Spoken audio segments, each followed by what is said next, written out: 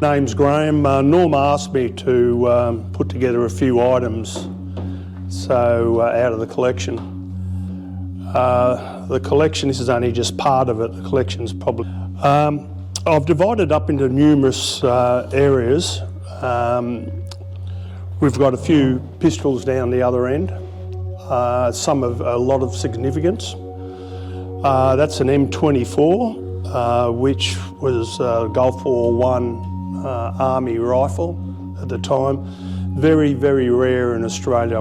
It took me 3 years to get it out of the US. I've got German snipers, some interesting ones there. Boer War stuff with carvings. You might see these books here on the side. Those tags represent rifles that I've got in Dave George's book. So Dave goes back and traces back each person's name and what have you within the book, and then publishes them. He's got about 4 volumes of it. So I'll just start at this end and sort of move through them. The interesting item is that the First World War issue, the British in about 1915 actually went to a telescopic sight, and they had 2 types, the Atlas and the prismatic prism. Now both of these rifles are offset, and the basic reason is that they could actually top feed. The mounts were made by Purdy, and there was one other manufacturer with it. Now, what actually happened after the First World War, those rifles were then taken apart, the scopes were taken off the rifles and sold individually. So there's only, to the best of my knowledge, there's only 3 of those rifles that are actually matched up with the serial number of the scope and the rifle itself. Now, I believe 2 are in the pattern room, and Robert Anton, which Bob Ethering's collection, I think he had one. He went across to New Zealand, got the rifle and matched the scope up. So there's really only 2 of those. They're quite different because the scopes are actually fixed. The movement mount is actually up the front to move with the windage adjustment. And as I mentioned to you before, after the First World War, all those were sold off as commercial items. The Kiwis and Australians, there was a few that came round. You started to see those scopes put on normal conventional rifles because there wasn't really any telescopic sights available very early on in those days. Then you go to P14. Now, I believe Australia had about 86 of these, or issued with about 86 of these. They initially came with a prismatic prism scope was mounted on it, identical to the AOC scope which we have on the #1 Mark III. The parts are not interchangeable either. People think they might be, but the internals are a different size. And they were changed over from the prismatic prism to the AOC.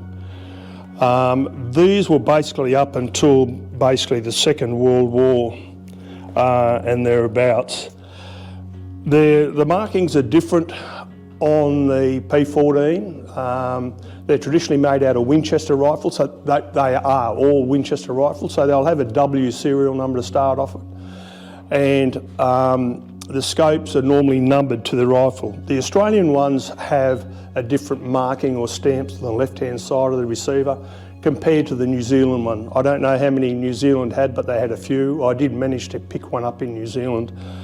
And they went quite well. The next one on the list, if I'm going too fast, I'm just trying to put all this together. This one had me stumped. It came up a fair few years ago, and it's a #4T. All the parts were original. The scope's different at the back. The scope adjustment is different, both elevation and windage, with no markings on it. It had no traditional Lee Enfield markings that I could actually find. It had a star on it. So being curious, I thought, well, I'll take this and I'll try to work it out later. And what it actually is, after much research, I found another rifle that was in New Zealand that Glenn McCallum has, and one here, and there's one other bloke which I saw had half the rifle, the scope. In about 1953-54, when Israel was being formed, part of the Commonwealth and had gone on, BSA, Lee Enfield, actually gave, the Israelis didn't have a sniper rifle. So what they did was BSA, because they weren't formed a nation as such, gave them all the parts without having any markings on it. Those rifles, those parts were handed over to them. Now, the consequence of it is that when they got the scopes, they changed everything. They've got 2 screws to adjust it. They went to metric, 2 screws for the elevation. The rifles itself didn't have the conventional T's and other markings on it, and they put a star up underneath. And they changed the rear section of the scope to that bulge. And on top of the scope, it's got Hebrew writing on it, with only a star on the receiver. So no conventional markings whatsoever from BSA. And it was due to, I believe, some embargo or something went on where you couldn't provide Israel with certain items, and it went on. As I said, there's only another 2 that I know. If you want to have a look at it, I'll pass it over to you if you're looking at it. So I do have the box for it. The majority of these items, I have the carry case for them with all the other items, just as I couldn't fit a lot of the stuff in because I had the trailer, so I had to leave things home. I've got a couple of L42s as well, which are the 7.62 conversion, and with the original cases, but unfortunately that's not here. That is the conventional number 4T, and as you can see, the adjustment of it. There were 3 types of scopes, a Mark 1, Mark 2 and Mark 3. Mark 3 was what they used on the L42 and was converted over to metric. The interesting thing about this particular one, it's on a long branch receiver. And what actually happened with the Canadians, they actually received parts of which they actually made out of their long branch, the Canadian number 4. And with that, they produced their own one. So the markings are a little bit different on it. There's a couple of different. Some of the scopes have Canada on top of the scope as well. Multi-groove barrel, the earlier ones. This one here is another Atlas one, First World War one, with Purdy mounts. So it's just the conventional First World War issue. And as I said to you before, the serial numbers will not match up with the scope and also the rifle. Traditionally, the serial numbers on the side. The next one, I thought I'd throw something a little bit different in, probably something you haven't seen for a long time. This is a Garand, sniper Garand. I've shot this at 300 and it goes quite well, but I'm not too sure about the distances back from them. But that's in 30-06 M84 scope. Now the M84 scope, they actually moved on to different, put that scope on different rifles over the years. It's quite good. And this is the traditional high mount, Lithgow high mount, HT, number 1 Mark III HT. That's predominantly what we're used to here. I think they had about 1,400 of them. I think they only manufactured 1,200. There's about 400 low mounts which have been changed over for various issue. Then the next one, an M1903 A4. They come with a Weaver 330 scope on them, 30-06. Goes quite well. The optics are nowhere as near the quality as the German optics, being a Weaver scope. So they had a couple of varying scopes on them, like Lyman is one as well. But they came into action about 1944 Army. Of course, the Marines had a different one. They had a noodle scope on top of it with the adjustments onto it. The typical Russian scope, they're pretty basic, nothing of any great quality with them. Now, I've got a few Boer War ones here with varying carvings on the side of the stock. You can have a look later on. But there's one particular one which I'll just find it, which is quite of some significance. And it's this particular rifle. Now, that rifle is all in Dave George's book. And Dave puts 2 pages in on this rifle. But you've heard of the bush belt carbineers in the Boer War? The bush belt carbineers, this rifle was one of the fellows that was in the bush belt carbineers, which is Breaker Morant's outfit with it. Yeah. Also in here, I just put in a couple of a Mambu pistol and broom-handled Mauser, a couple of C96s. There's 2 types of C96s, the large ring and the small ring, as you probably know, pre-1900 stuff and after that particular date. I've never fired any of that stuff, I've just sort of left it as it is. This is only a small part of the collection, and I just went through. I've got a full, every year a manufacture of Lithgow from 13 to 53, apart from, of course, 1930 to 34 because of the Depression era. 22 collections, all that stuff all the way through. So all I did was just concentrate on basically 2 different areas. As I mentioned to you before, one of the most significant one is that SS one. Extremely difficult. Eventually, after I tracked it down, there was a collector up in Queensland, and he knew exactly, Moore's a collector, he knew exactly what it was and everything else, which helped me put the puzzle together. I've got also about 4 or 5 number 4 Ts and various ones like that, but that just gives you a bit of background. I hope that's not going over it too quickly, but you can spend a lot of time on each one going through with different markings. Last but not least, yeah. on the table, my gavel. Oh yeah, no, I bought that as a, I thought I'll throw that in there and I'll make a membership drive for you, Mum. Put it on the bench. Yeah, that's a Mark 1, it's a skeletonized one.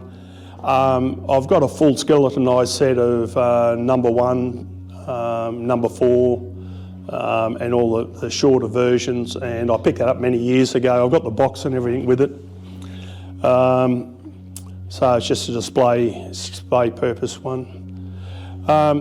With the number 4, I've actually got a couple of other very rare ones in the number 4. You probably, or you might be aware, might not. The number 4, the trials version for a number 4 is called a number 1 Mark 6. Number 1 Mark 6, it looks exactly the same as a number 4, but it's got a dent in the side. They're 1929. So the British were actually doing the number 4 in 1929. Well, we didn't start, we were still manufacturing at Lithgow number 1 Mark 3s. In 1930, they put out a trials version. I've got both of those rifles, a number 1 Mark 6, 1929 and a 1930. They converted a few of those into number 4 Ts, the 1930, and I've got one of those in a number 4 T. So it makes the rarity quite a lot. And how they actually came into production, it's no different than the Mark 5s from 1922, 23 and 24, where they had 1,500, 500, and I think 1,000 from memory or something like that. After Dunkirk, they were very short. And so what actually happened, these trials rifles and went back into circulation because they needed them. And hence, that's how the 1929, 1930 come out. And they're a little bit different on the receiver. If you just looked at one, you'd think, oh yeah, it's the same. But when you have a close look at the receiver, without looking at the dates and the crowns and the rest on it, you'll see a dish on the left-hand side of it where you move your, where the safety comes forward and aft. So I've also got those two as well as carbines and all sorts of stuff that I've just seemed to basically collected. I've never displayed anything before, and only very few people now. It's a great day out at Grange. Yeah. So so that's basically it in a nutshell. A lot of different stuff. I lose stuff in the safe all the time, and I can't find it, and it takes me, especially when the police come there for show and tell, they move everything around and I lose it all, and takes me 3 or 4 hours to try and find it. But anyway, that's my daughter has said to me, what are we going to do with all this stuff when you die? And I thought to myself, well, it's not going to be my problem, So, Thank you very much. I know, and now a few others know, it's a great collection and great knowledge that goes with it as well. We appreciate you bringing them in, and thank you. Thank you.